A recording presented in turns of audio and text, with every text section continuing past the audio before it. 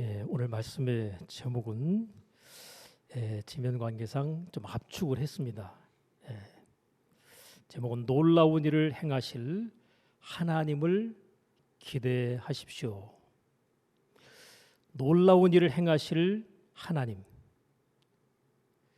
하나님께서 행하실 그 놀라운 일이 나의 삶 가운데 나타나게 될 것을 기대하라는 것이죠. 여러분, 기대하고 살아가는 삶과 기대 없이 살아가는 삶은 사는 것에 있어서 완전히 질적으로 차이가 큽니다. 여러분, 미래에 대한 소망이 있으면 하루하루 살아가는 삶 자체가, 현재의 삶 자체가 기쁘고 즐겁고 감사할 수 있어요. 근데 미래에 대해서 소망이 없고 앞이 캄캄하고 답답하다 그러면 하루하루 살아가는 삶 자체가 뭐예요? 힘들고 괴롭고 답답하고 고통스럽죠. 뭔가에 대한 기대를 한다는 것은 우리의 삶 가운데 정말 중요한 것인데, 하나님께서 우리의 삶 가운데 기대해도 좋을 만한 것을 우리의 삶 가운데 약속으로 준비해 놓으시고 그것을 기대하고 소망하며 살아가도록 말씀하고 계신다는 거죠. 여러분, 하나님은 약속해 놓으시고 그 약속을 성취하시는 분이에요. 오늘 본문의 말씀도 하나님께서 우리에게 주시는 뭐예요? 약속입니다. 자, 우리 신앙생활의 가장 중요한 근거는 하나님께서 약속하신 그 약속에 근거하는 거죠. 하나님께서 약속하시고 그 약속을 지켜주시고 그 약속의 결과를 우리의 삶 가운데 나타내시겠다고 말씀하시는데, 문제는 하나님이 아무리 약속을 해도 그 약속을 내가 안 믿어버리면 그 약속은 나의 삶 가운데 아무런 상관이 없습니다. 하나님이 자기 자신을 말씀하시고 내가 이렇게 너의 삶 가운데 행하려고 한다. 그러니 너희는 이 약속을 믿고 믿음으로 살아라. 근데 하나님이 말씀하시는 그 약속의 말씀을 우리가 안 믿는다? 그러면 그건 자체가 신앙생활이 아닌 거죠. 우리는 내가 교회를 다니고 예배에 출석하면서 하나님 앞에 나오고 있다는 것, 그 자체로 신앙생활을 하고 있다고 생각할지 모르지만, 하나님이 말씀하시는 그 약속을 우리가 믿음으로 취하지 않고 무시하면서 살아간다면 이것은 하나님의 자녀로서의 합당한 신앙생활이 아닌 것입니다. 오늘 본문의 말씀도 하나님께서 우리에게 주시는 약속의 말씀으로서 우리를 축복하시기 위해서 주시는 바의 말씀인 것인데, 오늘 말씀의 끝부분을 보면 이렇게 되어 있죠. 이 백성은 내가 나를 위하여 지었나니 나의 찬송을 부르게 하려 함이니라. 하나님께서 자기 자신을 나로 표현하면서 이 백성들, 특별히 이스라엘 백성들을 하나님께서 내가 나 자신을 위해서 그들을 지었다라고 말씀하셔요. 그리고 그들을 지은 이유와 목적은 나의 찬송을 부르게 하려 함이니라. 누구를 통해서요? 하나님이 택한 백성인 이스라엘, 그들을 통해서 하나님의 영광을 나타내고 하나님을 찬송하도록 하기 위해서 그들을 지었다는 거예요. 영적 이스라엘, 영적 아브라함의 자손으로서 우리를 택하여 부르셔서 하나님의 자녀가 되게 하시고 아들들로 인정된 자들을 통해서 찬송과 영광을 받으시기 원하시는 그분 하나님 앞에 내가 누구인가에 대한 분명한 자기 정체성을 깨닫고 인식하는 게 중요합니다. 여러분, 내가 누군지를 모르면 그냥 아무렇게나 살아갑니다. 자기 자신이 누구라고 하는 사실에 대한 분명한 정체성을 가지고 있어야 어떻게 살아요? 그 정체성에 맞는 말과 행동과 삶을 삶 속에 나타내며 살아가게 됩니다. 여러분, 거지가 왜 거지같이 살까요? 자기 자신의 정체성이 거지인 거예요. 아, 나는 거지다. 그러니까 어떻게 살아야 돼요? 거지같이 사는 거예요. 나는 누구다라고 할 때 나는 하나님의 자녀다. 더 나아가서 하나님의 아들로서 오신 그분께서 영으로 우리 가운데 함께 하셔서 나와 함께 하시는데, 때문에 우리는 하나님을 아버지라고 고백하고 부르죠. 하나님의 영을 우리 안에 모시고 있는 우리 입장에서는 하나님의 아들의 정체성을 가지고 어떻게 해요? 살아가야 되는 게 맞죠. 내가 그리스도와 함께 십자가에 못 박혔나니 그런즉 이제는 내가 사는 게 아니라 내 안에 그리스도께서 사신 것이다. 이제 내가 이 육체 가운데 사는 것은 나를 사랑하사 나를 위하여 자기 몸을 버리신 하나님의 아들을 믿는 믿음 안에서 사는 것이다. 나는 누구다라고 하는 정체성을 가져야 되는가 하면 나는 하나님의 아들이다. 예수님께서 하나님의 아들로 오셨어요. 근데 그분이 가셨어요. 십자가의 대속의 죽음과 함께 부활하시고 제자들에게 40일 동안 자기의 부활하신 몸을 보여주시면서 이 땅에 머물러 계시다가 그들에게 용기와 소망과 또 하나님의 나라에 다시 들어가게 될 것에 대한 그런 기대를 보여주시고 그리고 하늘 보좌로 가셨다라고 성경은 기록되어 있습니다. 그런데 그분께서 가신 곳으로 끝나지 아니하고 지금도 하나님의 영이신 성령님을 통해서 우리 가운데 역사하실 때 우리 안에 지금 그분께서는 들어와서 계신 것이죠. 때문에 영으로서 우리와 함께 계신 그분이 나와 함께하고 있다는 사실을 통해서 나는 누구다? 내 안에 누가 계세요?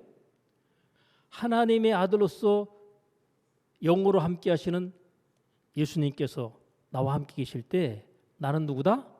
나 또한 하나님 아버지 영광을 나타낼 자로서 하나님의 아들이라는 정체성을 갖게 되는 게 맞습니다.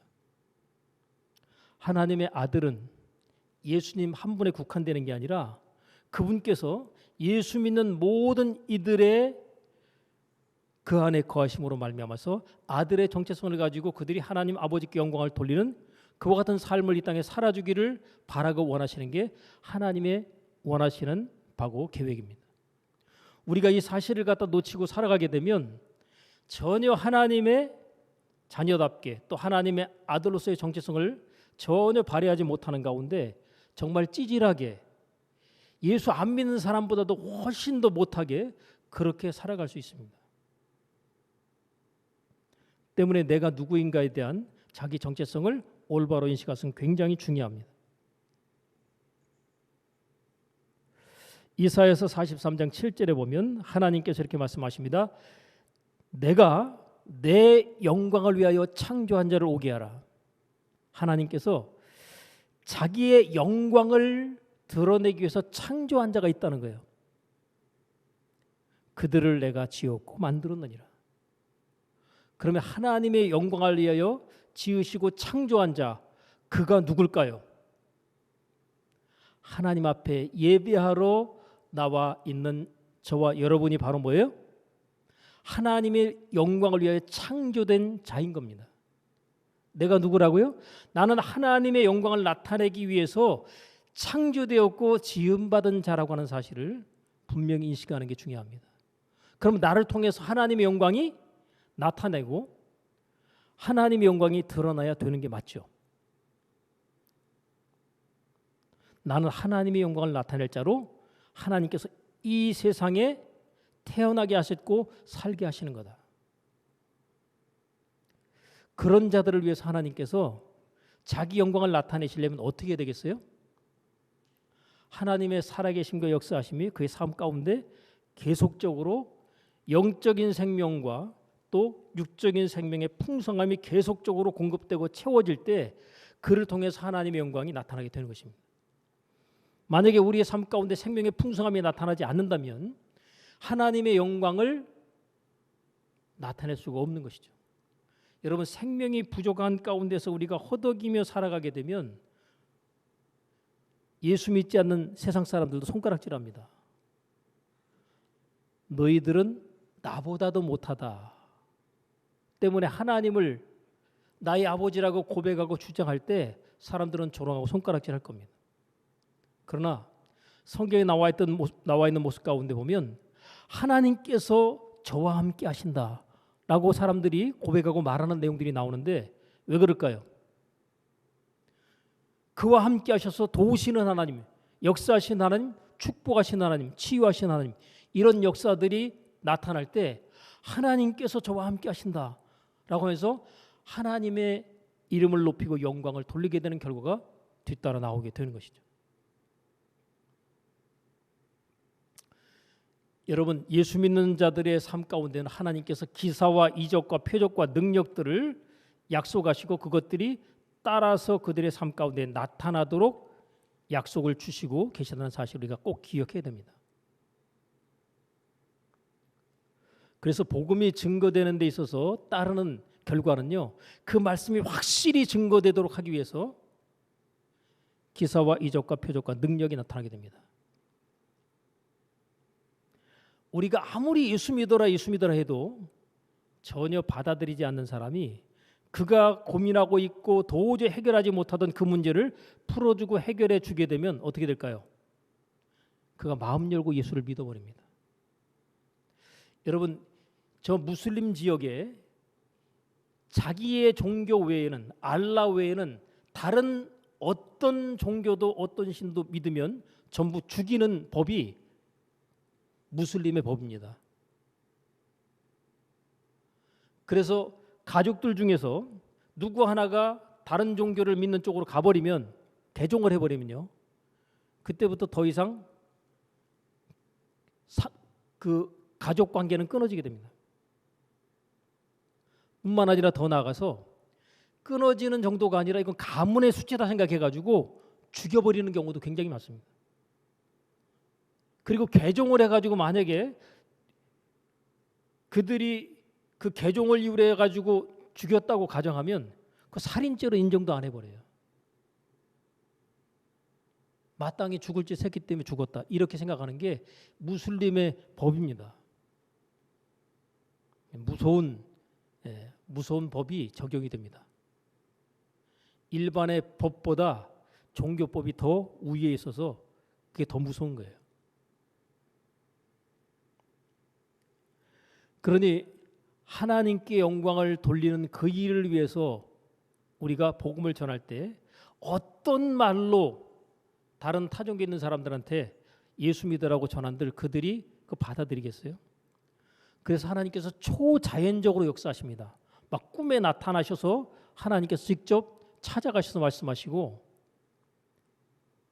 그리고 도저히 치유받지 못하는 그런 질병들을 고치고 치유하는 일을 통해서 봐라,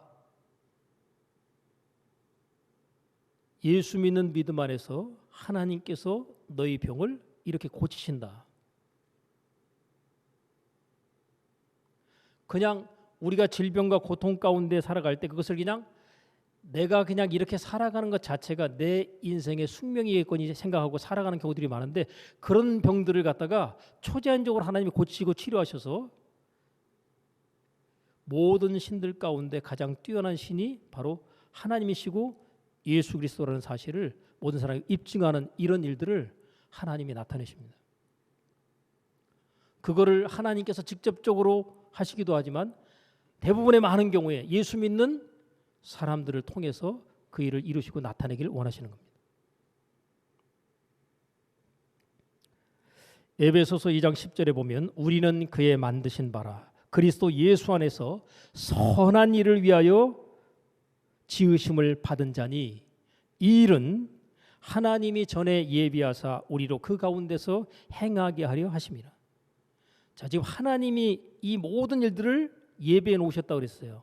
선한 일을 위해서, 하나님께 영광 돌리는 그 일을 위해서 쓰임 받도록 하나님께서 계획하시고 그 일을 다 준비해 놓으셨다가 우리를 하나님의 택하신 자로 부르셔서 이 땅에서 예수 믿는 믿음 안에서 살게 하신다라고 하는 것을 말씀하고 계십니다.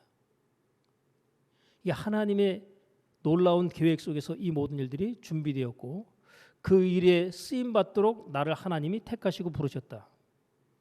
나는 하나님의 영광을 나타내기 위해서 지음받은 자다. 우리가 하나님 앞에 하나님, 내가 하나님의 영광을 나타내기 위해서 지음받은 자가 맞을진데 이 약속의 근거에서 하나님께서 나와 함께 하시는 무수히 많은 하나님의 살아계신 역사와 증거들이 나의 삶 가운데 체험되고 나타나지게 하옵소서.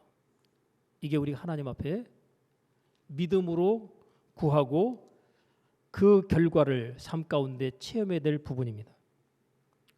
오늘 본문의 말씀에서 이렇게 얘기하죠. 너희는 이전 일을 기억하지 말며 옛적 일을 생각하지 말라.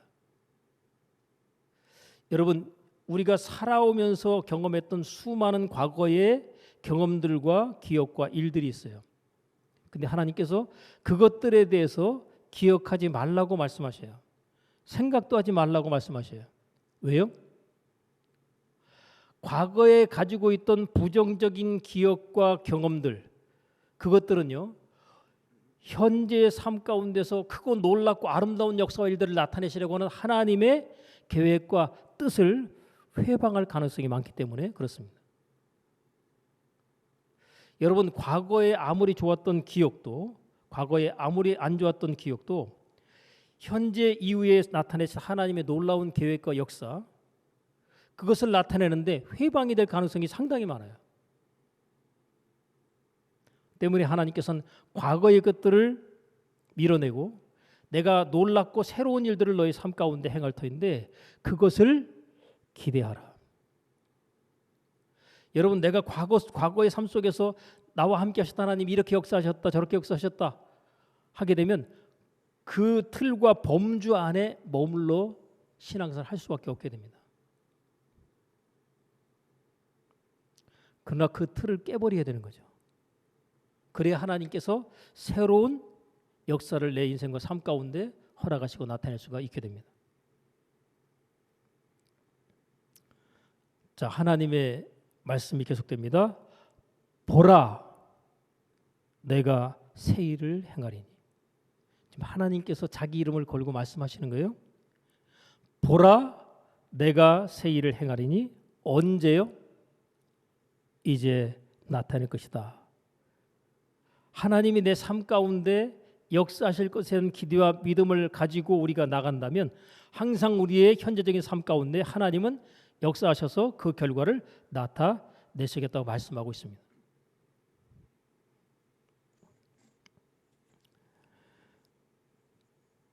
고린도후서 5장 17절에 보면 이런 말씀이 있죠. 누구든지 그리스도 안에 있으면 새로운 피조물이라.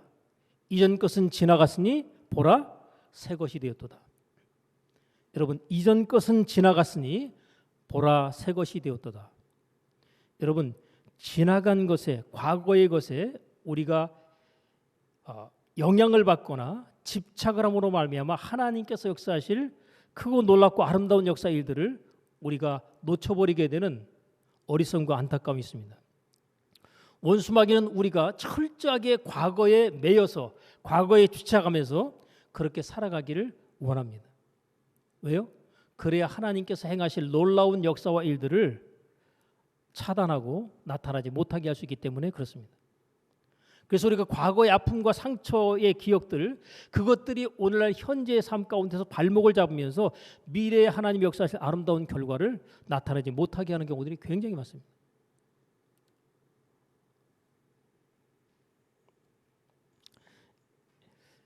여러분, 하나님은 우리의 삶 가운데 놀라운 일들을 계획하고 계십니다. 그 일을 오늘 본문의 말씀에서는 새 일이라 이렇게 표현했어요. 새 일.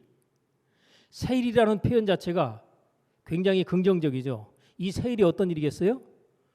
나의 삶 가운데 이제까지 경험하지 못했던 크고 놀랍고 비밀한 일입니다. 이제까지 경험해 보지 못했던, 이제까지 맛보지 못했던 하나님을 하나님께서 경험하도록 하시겠다고 약속하고 있는 거예요.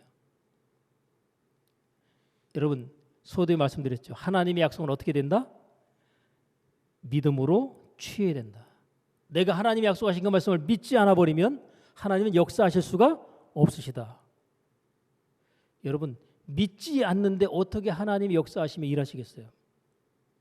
그러나 내가 믿어버리면, 그 약속을 내가 믿음으로 취해버리면 하나님은 그 믿음의 결과대로 그의 삶 가운데 하나님의 놀라운 역사와 일들을 나타내십니다. 누가 봐도 이것은 하나님이 하신 일이다 라고 말할 수밖에 없는 그 일을 하나님은 저와 여러분의 삶 가운데 나타내기를 원하신다는 거예요.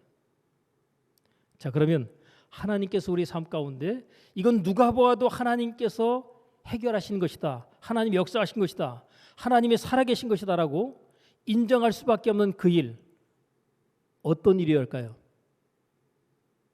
우리의 삶 가운데 내가 고민하고 있는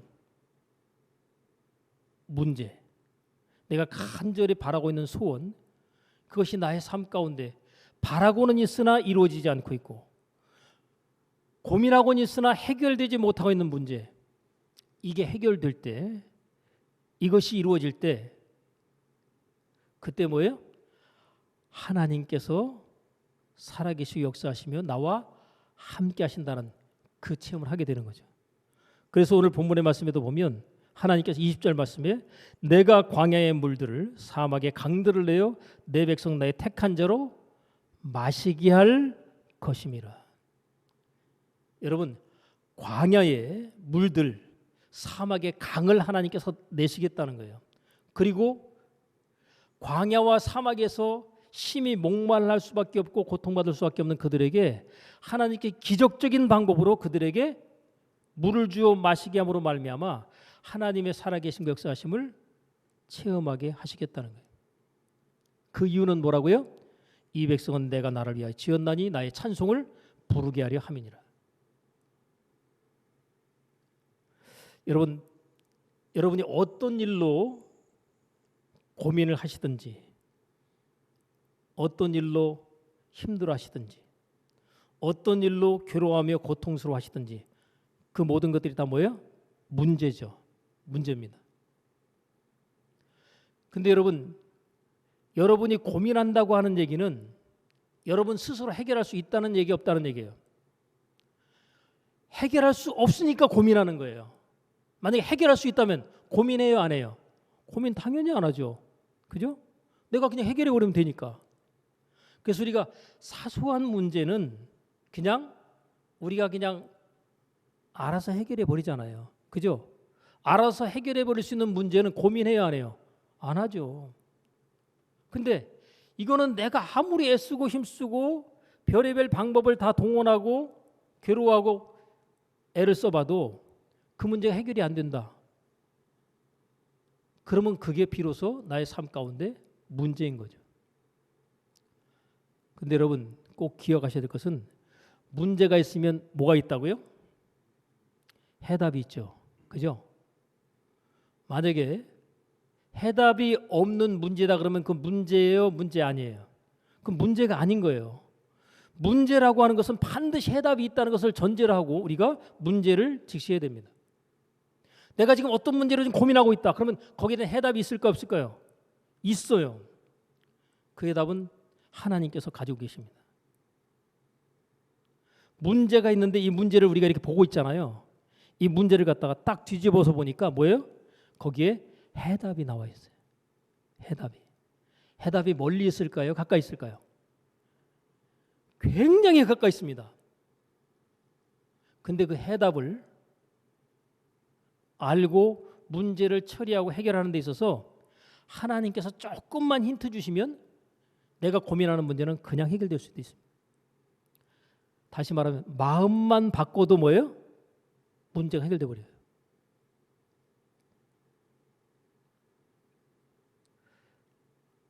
물질적으로 우리가 힘들어하고 어려워할 수 있어요.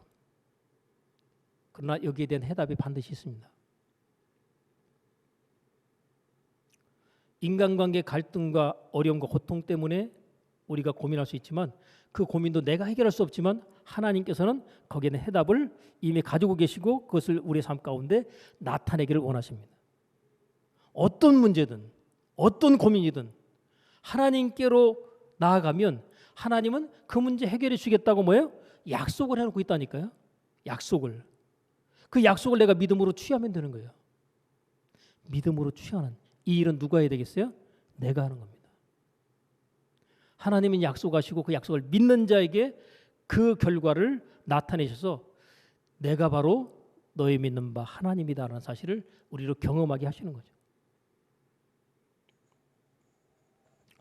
그런데 여러분 문제가 있을 때 문제가 왜 생기겠어요?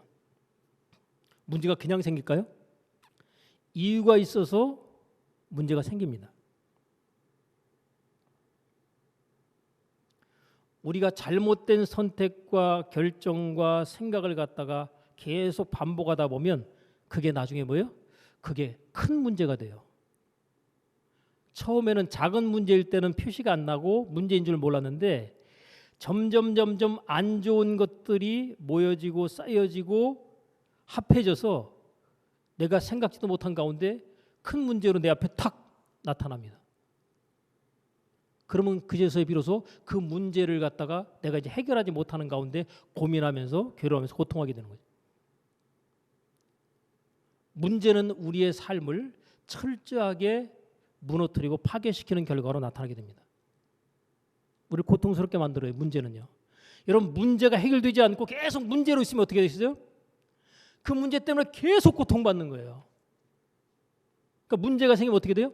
빨리 해결해야죠.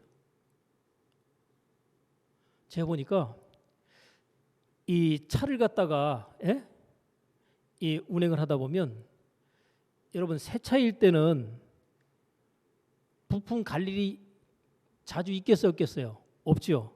근데 차가 수명이 좀 이렇게 오래 진행이 되다 보면요, 부품을 갈 일들이 생깁니다. 여기저기서 문제가 나와요. 그러면요, 문제가 딱 생겼어요.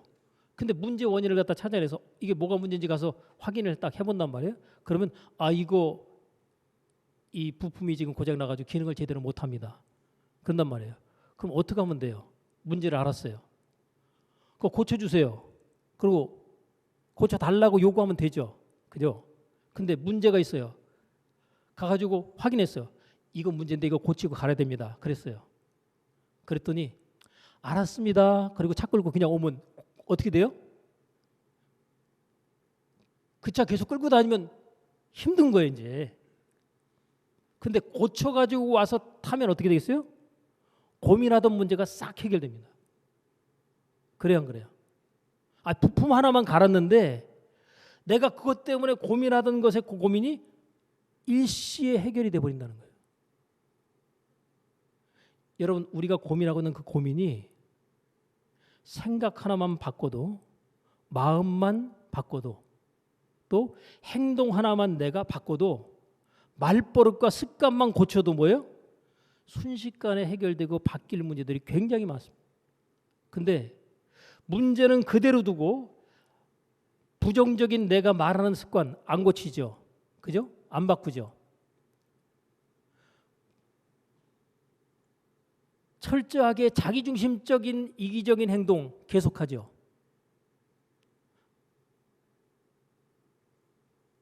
마음 씀씀이가 나보다 남을 더 생각하는 이런 마음이 아니라 철저하게 자기중심적이고 어떤 어려움이나 문제가 생기면 너 때문이야 하고 상대방을 탓하는 그와 같은 생각과 마음을 전혀 바꾸거나 정리하지 않고 그대로 둔다면 어떻게 되겠어요? 내 삶 가운데 문제는 더 크게 나를 힘들게 하고 괴롭고 고통스럽게 만든다. 그러니 그거 바꿔야 되겠어요? 안 바꿔야 되겠어요? 너희는 이 세대를 본받지 말고 오직 마음을 새롭게 함으로 변화를 받아. 여러분, 마음을 갖다가 딱 갈아엎어 버리면요, 그리고 새로운 씨를 갖다가 그 갈아엎어진 고라진 그 마음 갖다가 다시 새로운 좋은 씨를 뿌리기 시작하면 그때부터 그의 삶 가운데 놀라운 역사들이 나타나는데 하나님께서 함께 하시는 증거들이 무수히 따라 나타나게 됩니다. 그런데 마음은 바꾸지 않고 그 마음 그대로를 두고 문제를 해결하려고 보니 해결이 안 되는 거예요. 여러분, 문제가 딱 생겼다 그러면 어떻게 되겠어요? 하나님, 이 문제가 왜 생겼을까요? 라고 하나님 앞에 질문하고 들어가는 것. 세상적으로 보면 사람들이요, 자기를 돌아보면서 반성한다 그래요. 반성. 스스로를 성찰하고 돌아보는. 왜 내 삶 가운데 이런 어려움과 고통과 문제가 생겼는가를 스스로 이렇게 돌아보는 것, 반성하고 성찰하는 것을 통해서 그것의 원인을 찾아서 그것을 바로잡으면 어떻게 되겠어요? 문제가 일정 부분 해결이 됩니다. 이게 일반적이에요. 근데 예수 믿는 우리들의 입장에서는 내 인생과 삶 가운데 내가 생각하지 못했던 가운데 문제나 어려움이 딱 생겨서 나를 괴롭게 하고 고통스럽게 만든다 그러면 그때 어떻게 되겠어요?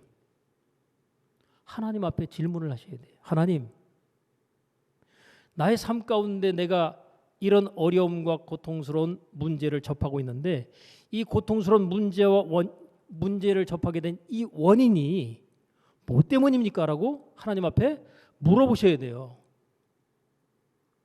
물어보시면 하나님이 알려주실까요? 안 알려주시고 계속 감춰두실까요? 안 알려주지 이렇게 하시겠어요? 하나님, 내가 지금 괴로움과 고통을 겪고 있는 이 원인이 무엇인지 하나님 저에게 알려주셔서 그 문제를 갖다가 풀어 해결할 수 있도록 나에게 그 문제의 원인이 무엇인지를 알게 해주십시오 하고 물으면 하나님이 반드시 가르치십니다. 안 물어보면요. 안 물어보면 하나님이 안 가르치죠. 당연히. 너는 내게 부르짖으라. 내가 내게 응답하겠고 내가 알지 못하는 크고 비밀한 일을 내게 보이리라 할 때 미래적인 어떤 것도 그렇지만 우리가 하나님 내 삶 가운데 내가 이런 어려움과 괴로움과 고통을 겪게 되는 원인이 무엇인지 하나님 알게 해 주옵소서. 그러면 내가 그것을 바로잡고 고치겠습니다 하고 질문을 하셔야 돼요. 근데 우리가 많은 경우에 그렇게 하나님 앞에 문제 가운데 살면서 고통 가운데 살면서 하나님 앞에요. 그 문제만 해결해 달라고 그러지 문제가 왜 내게 주어졌는지에 대해서 전혀 그것을 알아서 바로잡거나 고치려는 의도와 생각은 없고 뭐만 하려고 그래요? 하나님 문제 해결해 주세요. 문제 해결해 주세요. 저 인간 고쳐주세요. 저 인간 바꿔주세요. 내가 너무너무 힘들고 괴롭습니다. 그리고 기도했더니 그러기를 수십 년 응답이 없어요. 왜요? 문제 원인을 정확하게 모르고 해결만 해달라는 거예요. 문제 원인을 알고 난 다음에 해결이 돼야 이게 진짜 해결입니다. 근데 원인을 모르는 가운데 그냥 문제 가운데서 원인만 바로 알아서 그것을 수정하고 바로잡기만 하면 그냥 바로 해결이 돼버립니다. 근데 그 문제의 원인은 바로잡지 않은 상태에서 이 문제 때문에 너무 힘들고 괴로우니 하나님 나를 고쳐주세요. 이 문제 해결해 주세요. 뭐 이런 식으로 해버리니까 하나님께서 그냥 멍 때리고 그냥 지켜만 보시는 거예요. 참 답답하다. 원인 분석을 먼저 하고 그 원인을 알게 되면 여러분 우리가 문제의 원인을 정확히 알아버리면 해결하는 것은 어려워 쉬워요. 쉽습니다. 문제를 해결하는 데 있어서 차라고 하게 되면 대가를 지불해야 되죠. 그죠? 고쳐주세요. 그랬더니 공짜로는 안 됩니다. 그럴 거 아니에요. 그죠? 얼마입니다. 그랬더니 예를 들어 갖고 뭐 10,000원입니다. 그러면요. 아유 그냥 10,000원 가볍게 고치죠. 그죠? 근데 100만 원입니다. 그러면요. 100만 원? 100만 원 이거 부담스러운데. 이 100만 원 지금 내가 없는데 이거 못 고치겠는데 하고 여러분 안 고치면 어떻게 되겠어요? 문제 있는 차 못 걸든지 아니면 그 문제 있고 속썩이는 그 차를 끌다가 중간에 차가 서든지 해야 돼요. 그러니까 그 차를 내가 쓰려고 하게 되면 문제를 해결하기 위해서 그 차를 갖다 굴려야 되겠다 생각하면 어떻게 되겠어요? 없는 돈이라도 빌리는 대가를 지불하게 됩니다. 그래야 안 그래요? 지불하게 되죠. 근데 아이고 난 비싸서 그냥 안 고칠래요 하고 딱 말아버리면 그 차를 세워둬야 돼요. 다시 말하면 문제를 끌어안고 문제 가운데 계속해서 고통과 어려움을 겪어야 됩니다.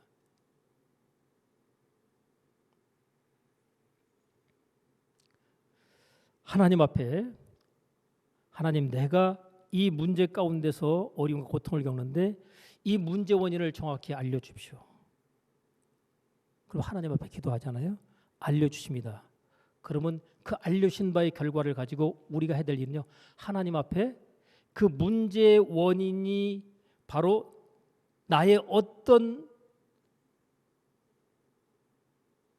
원인으로 말미암아서 그 문제가 이렇게 문제가 되었는지를 하나님이 알게 주신 그것에 대해서 잘못을 발견했다면 그것을 깨닫고 하나님 앞에 회개로 처리해야 돼요. 하나님 잘못했습니다. 용서해 주십시오. 그래서 회개로 하나님 앞에 처리하고 나면 어떻게 되겠어요? 회개 다음에는 그 뒤에 딱 회개를 딱 뒤집어보면 뭐가 있을 것 같아요? 천국이 기다리고 있어요. 회개하고 나면 회개의 뒷장을 딱 넘겨보면 그 뒤에는 천국이 너희 것이니라 이렇게 되어 있는 거예요.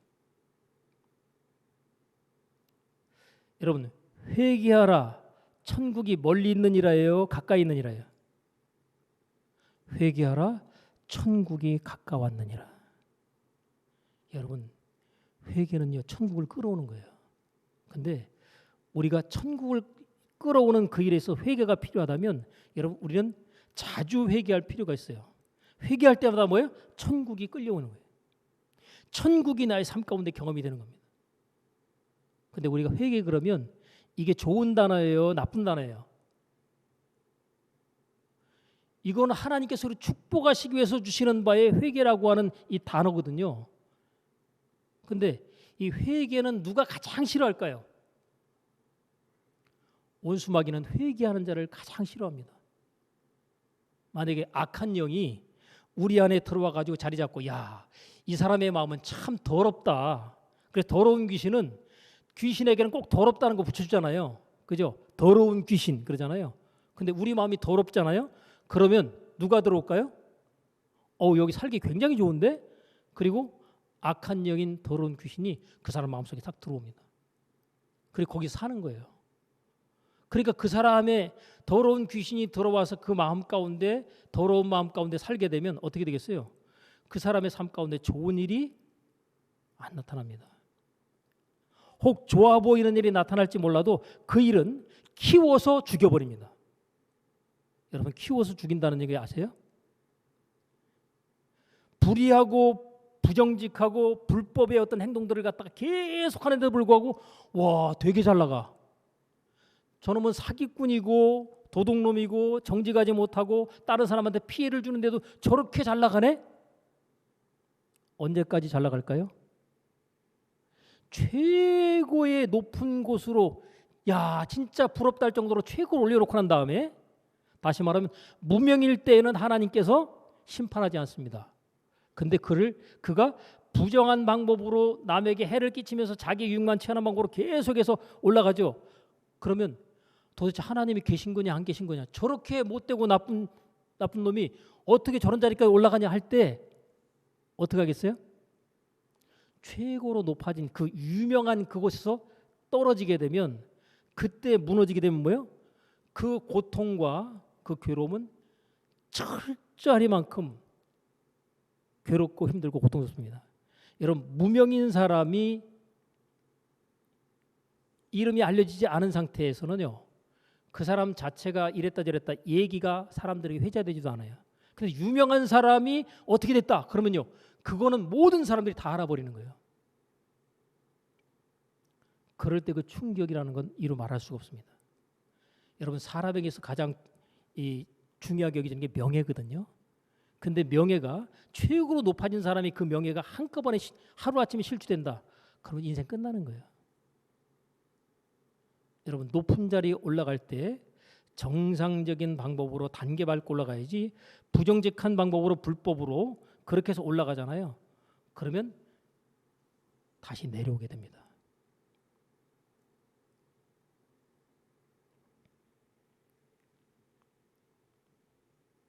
여러분 문제 앞에서 회개로 처리하는 일, 그 일은요 하나님께서 우리에게 문제를 해결하는 데 가장 좋은 방법으로 제시하시는 겁니다. 이 회개를 하잖아요.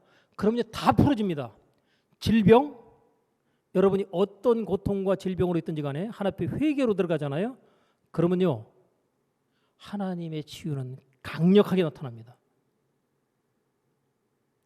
만화가 가운데 최철규 씨라는 분이 있는데 이분이 어렸을 때부터 어머니의 신앙을 바탕으로 기도받으면서 자라왔어요. 근데 그림을 잘 그리는 재능을 가지고 있는데 이 그림 잘 그리는 재능을 갖다가 돈을 좀 많이 벌기 위해 가지고 하다 보니까 성인 만화 쪽에 줄을 댄 거예요. 그래서 그쪽에 돈 많이 받는 것을 갖다가 염두에 두고 하다 보니까 신앙생활이 제대로 되겠어요 안 되겠어요? 신앙생활 당연히 안 되죠. 끊어져 버린 거예요. 하나님 없이 그냥 살아가는 겁니다. 예? 세상적으로. 그렇게 살아가다가 어느 날 갑자기 기침이 나오기 시작하는데 기침의 상태가 점점 심해요. 그래서 기침을 크게 해보니까 아직 피가 막 그냥 엄청나게 쏟아져 나오는 거예요.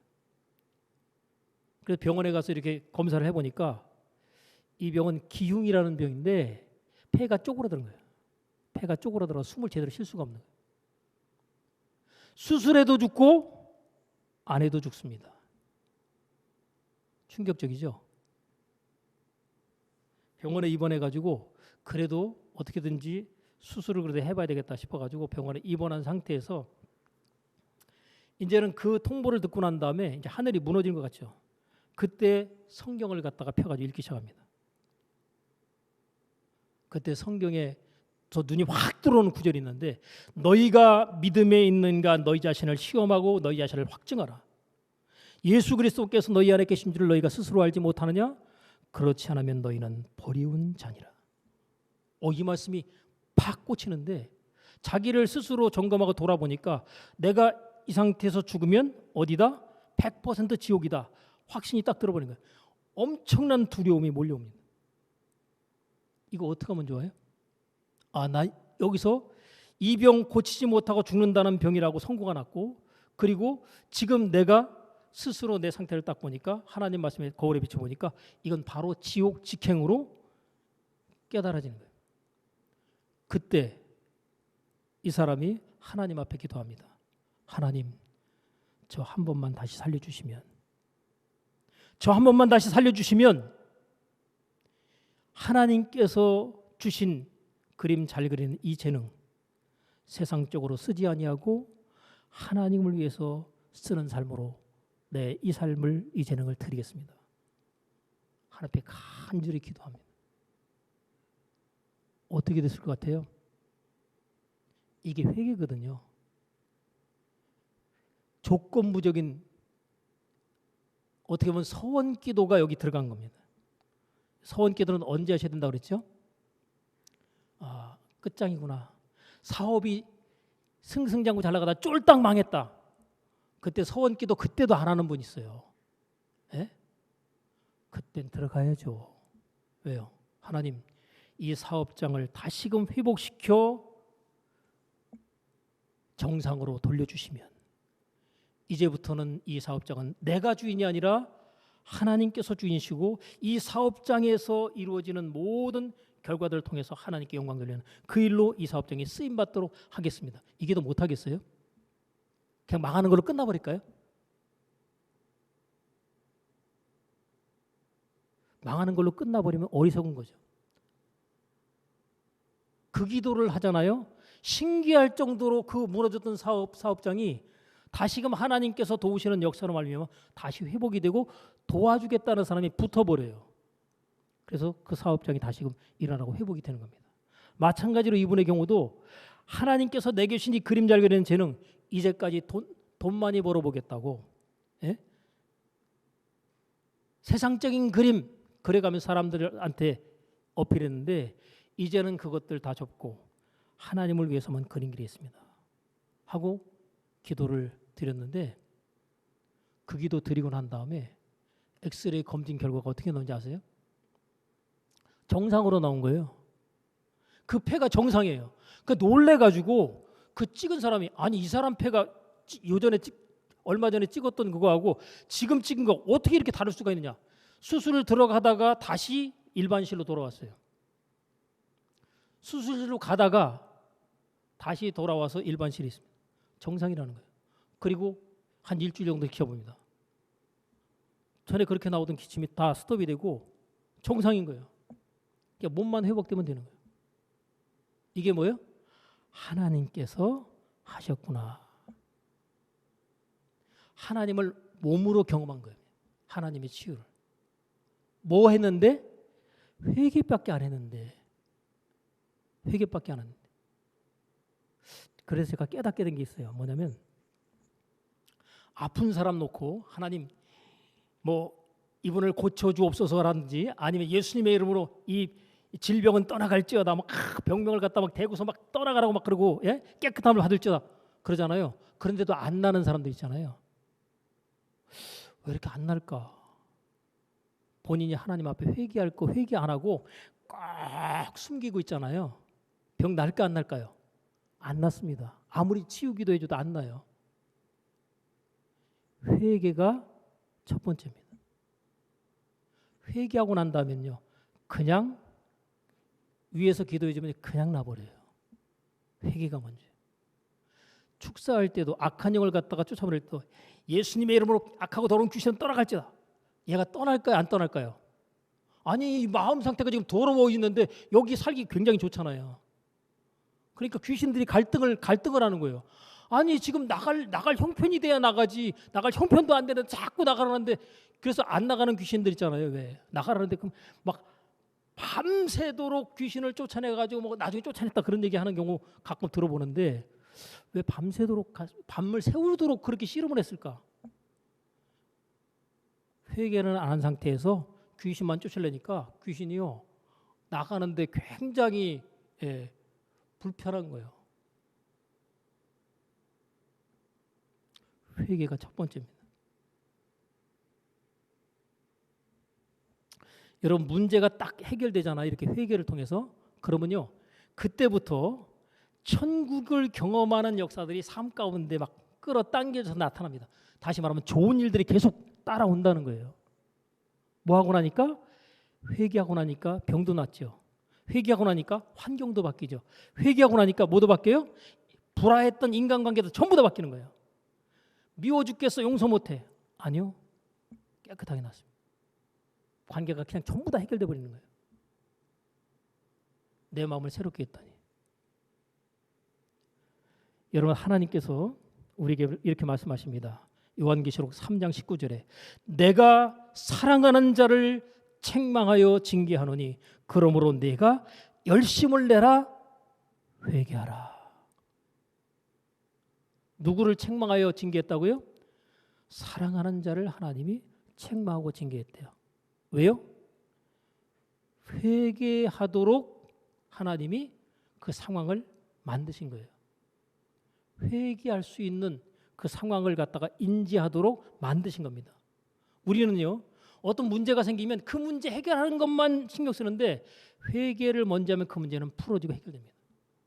내가 누군가를 미워하고 있다면 그 미워하는 마음 때문에 뭐예요? 내 몸이 망가지기 시작합니다. 내가 누군가를 용서하지 못하고 있다면 저 사람한테 받은 상처 때문에 나는 그 인간은 용서 못해. 결국은 자기 몸을 자기가 무너뜨리는 결과로 몸이 여기저기 아프기 시작합니다. 제가 어제 책을 읽다 보니까 그런 내용이 나와요. 어떤 목사님이 집회가 끝나고 난 다음에 나가려고 하는데 하나님께서 눈에 확 들어오게 하시는 한 자매가 있는데 나이가 많은 어떤 여자분이 있어요. 근데 보니까 완전히 휠체어에 앉아 있는데 몸이 다 구부러졌어요. 허리를 펼 수가 없어요. 이렇게 구부러져 있고 손도 열 손가락이 다 이렇게 그냥 이렇게 돼 있는 거예요. 펴지도 못하고 1인 상태로 있는 거예요.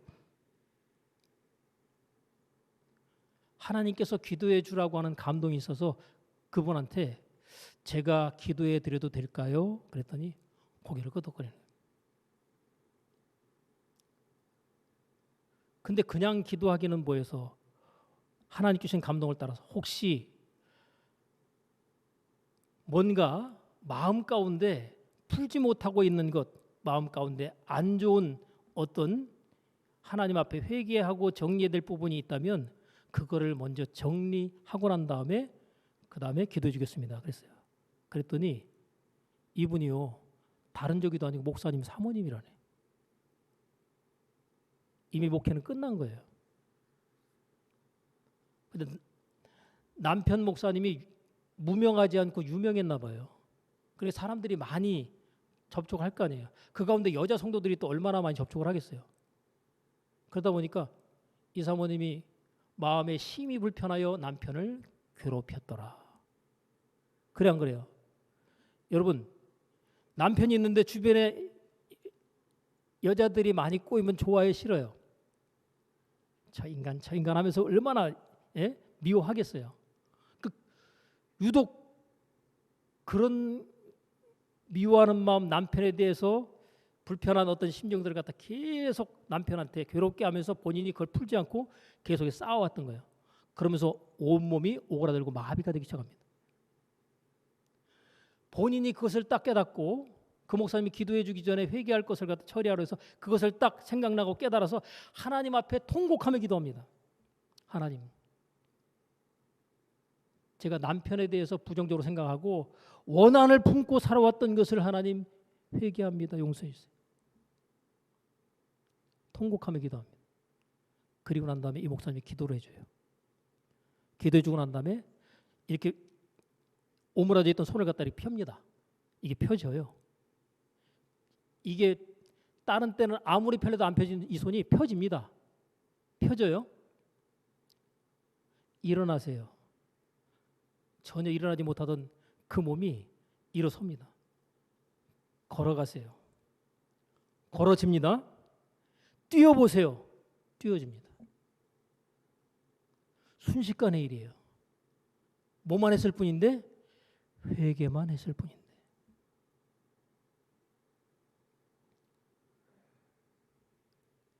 여러분, 하나님께서는 우리의 삶 가운데 하나님의 살아계신 그 역사심을 증명하시고 나타내려 가시는데 누구를 통해서요? 바로 나 자신을 통해서 나타내려 하신다는 거예요. 나는 하나님의 영광을 나타낼 자로 하나님께서 나를 지으시고 만드시고 택하셨구나. 그럼 나를 통해 하나님의 영광이 나타나는 것이 당연하고 자연스럽다. 그러면 내가 하나님 앞에 어떤 문제가 있을 때 회개로 처리하면서 하나님께서 역사하시고 개입하시도록 한다면 관계가 해결되는 것을 통해서 이건 평생에 해결하지 못했던 이 인간 저 인간 하면서 사내 못 사냈던 그 문제가 풀어진다는 거예요. 이거는 의사도 못 고친다고 하는 질병도 뭐예요? 하나님께서 치료하시는 치유가 그 몸에 나타나게 된다는 거예요. 사업하는데 그렇게 안 된다면 그 문제의 원인도 뭐예요? 하나님 앞에 물질적인 부분에 인색하면서 뭔가 사업은 잘 되기만 바라는 이런 생각 자체를 회개하셔야 돼요. 그것이 깨달아져야 된다는 얘기예요. 그거 안 하고 하나님 사업 잘 되게 해주세요. 왜 사업이 이렇게 엉망이니까 힘듭니까? 내가 지금 하나님 앞에 어떻게 지금 신앙생활을 하고 있는가 그걸 먼저 체크하고 점검해 봐라. 그게 회개가 돼야 돼요. 하나님, 제가 지금 신앙생활 엉망으로 하고 개떡을 하고 있습니다. 라는 사실을 뭐 해야 돼요? 인정하고 하나님 앞에 회개를 해야 문제가 풀어지고 치유가 일어나고 내가 고민하던 그 고민이 해결된다는 거예요. 여러분, 문제는 이렇게 해결합니다. 근데 여러분, 하나님이 우리의 마음 가운데 주시는 소원도 있잖아요. 이 소원도 마찬가지 방법입니다.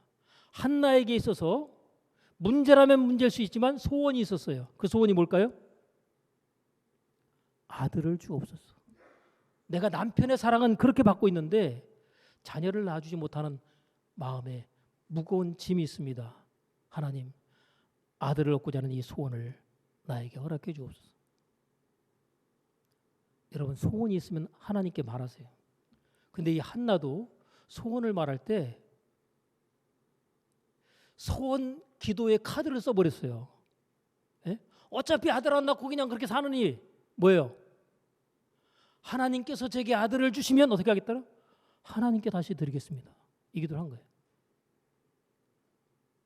여러분, 놀라운 기적 같은 일들은요, 하나님 앞에 이렇게 조건부제로 이렇게 기도하잖아요. 그러면요, 신기한 일이 그때 나타납니다. 근데 이런 기도 안 하잖아요. 그러면 신기할 정도로 아무 일도 안 일어나요. 예를 들어서 하나님, 제가 죽어서 우리 온 가족들이 구원받을 수 있다면 저를 불러가 주시고 우리 온 가족을 구원시켜 주옵소서. 이렇게 기도를 여러분이 많이 할 수 있어요? 하나님, 저만 교회 나오고 저희 가족은 지금 예수를 갖다 믿지 않는데 하나님, 제가 하늘에 썩어지는 밀이 돼서 죽는 것까지를 각오하겠사오니 저희 온 가족 구원해 주옵소서. 만약에 그렇게 기도를 한다면 하나님이 그 기도를 들으시겠어요? 안 들으시겠어요? 야, 내가 그 정도 마음이냐? 그러면 당연히 내 가족들 전부 다 구원받게 해주겠지. 여러분, 그 정도 마음이면요, 하나님의 말씀에 하라는 대로 순종 다 하겠어요? 안 하겠어요? 남편한테 자존심 내세우겠어요? 안 내세우겠어요? 남편한테 무슨 자존심이에요? 예? 남편이 잘해준다 못해준다 이거 따지겠어요? 안 따지겠어요? 아니면 영혼 구원을 위해서 내가 죽어도 좋습니다라고 고백하는 마당에 어떤 말씀에 순종 안 하겠어요? 아내의 거룩한 행실로 말미암아 그 남편이 감동받고 하나님 앞에 돌아오리라. 이 하나님의 약속의 말씀이에요. 근데 문제는 남편이 아내의 행실에 감동을 못 받아서 교회 못 나오는 겁니다. 이유는 한 가지예요. 하나님, 제가 죽어 온 가족을 구원할 수 있다면, 근데 그 가족이 구원이 안 돼요. 왜 안 될까요? 내가 안 죽으면서 남편이 달라지고 변화되길 기대하고 자녀들이 달라지고 바뀌길 기대해가지고 아무리 기대하는데 그들이 하나님 앞에 나오겠어요? 안 나오겠어요? 안 나오는 거죠. 그러니까 소원을 말할 때 하나님 앞에 하나님께서 내게 이것을 허락해 주시면 내가 하나님을 어떻게 하겠습니다. 여러분, 야곱의 기도도 소원 기도였어요. 그죠? 그 기도 하나님께서 기억하셨다가 20년 후에 돌아오게 하시는데 어떻게 돌아와요? 거부가 돼서 돌아옵니다. 갈 때는 어떻게 갔어요? 빈털터리로 갔어요. 근데 돌아올 때 20년 만에 거부가 돼서 돌아옵니다. 왜요? 하나님의 약속을 이행하시는 거예요. 그 다음에 약속을 내가 이행하고 안 하고는 이제 내가 이제 해야 될 것이죠. 근데 하나님 앞에 성원의 약속을 이행하잖아요. 그럼 어떤 일이 벌어질까요? 한나가 하나님 앞에 아들을 달라고 해서 그 아들을 하나님 앞에 드려서 하나님의 집에 거기서 어렸을 때부터 젖대면서부터 살게 합니다. 그랬더니 하나님께서 그에게 세 아들과 아들 셋과 두 딸인가를 더 주셔서 6남매를 만들어 주셔요. 아니 하나도 못 낳았었는데 그 하나님 앞에 받아가지고 그 아들을 드려버렸더니 5명의 자식을 더 주시는 거예요. 만약에 하나님 앞에 그 자식을 갖다가 아쉬워서 달라고 해서 딱 받아놓고 난 다음에 그 다음에 하나님 못 드리겠어요. 드리려고 그랬는데 그냥 눈에 넣어도 아플 자식이 눈에서 아른거려가지고 도저히 못 주겠어요. 약속 안 지켜버리면 어떻게 됐어요? 그걸로 끝. 그리고 그 아들은 이스라엘의 영적인 위대한 지도자로 크는 것을 하나님 계획으로 했는데 내가 그 약속을 안 지켜버리면 그 아들은 동네에서 찌질하게 살아가는 인생으로 살다가 끝나버리는 거죠. 그죠? 근데 하나님 앞에 드려버리니까 하나님께서 이스라엘의 가장 위대한 지도자로 쓰시는 지도자가 돼버리고 그리고 자녀를 5 더 주시고. 여러분, 하나님을 우리가 어떤 분인가를 정확히 알고 신앙생활할 필요가 있습니다. 하나님은 우리의 삶 가운데 놀라운 일을 계획하고 그 일을 준비해놓고 우리의 삶 가운데 여호와의 이래로 축복하시려고 준비해놓고 있다는 거예요. 근데 문제는 하나님이 아무리 준비해놓고 있어도 그것을 내가 믿음으로 받아들이고 취하지 못하면 하나님은 나를 통해서 받으실 영광이 없는 겁니다. 꼭 기억합시다. 저와 여러분을 통해서 하나님께서 하나님의 영광을 나타낼 그 일을 기대하고 있고 그 일을 준비해놓고 있습니다.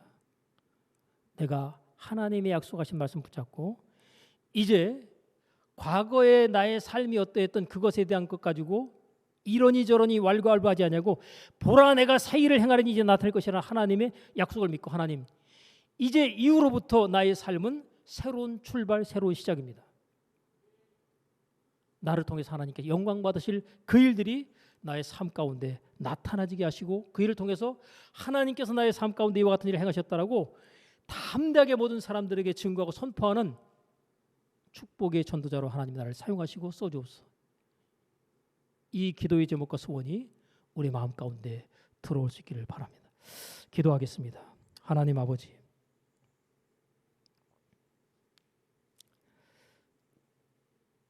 우리를 하나님의 자녀로 택하시고 우리를 통해서 찬송과 영광을 받으시려는 놀라우신 계획들, 이 계획이 우리의 삶 가운데서 아름답게 나타나며 실현되게 하여 주옵소서.